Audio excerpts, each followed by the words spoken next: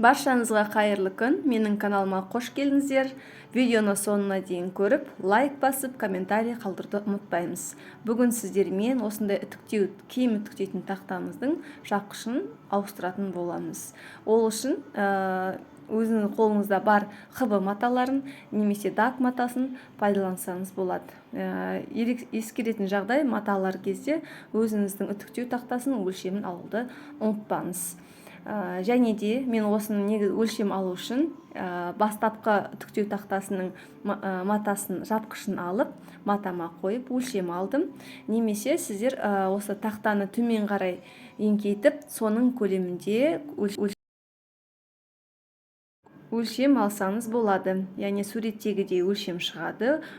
Өлшем алған кезде 4-5 сантиметрде артық алған жөн. Өйткені біз оны қайырып, видеодағыдай инемен қыстырамыз, және соны көктеп алып, одан кейін барып машина тігіске салатын боламыз. Сол кезеңде біздің бұл матамыздың доғал бұрыштары барлығы әдемі жинақы болып тігілетін болады.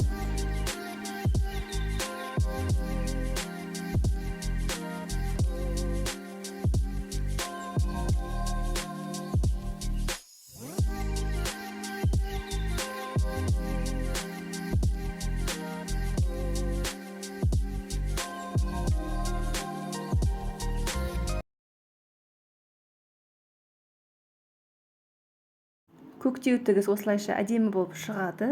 Әрмен қарай оны тігін машинкасында тігетін боламын.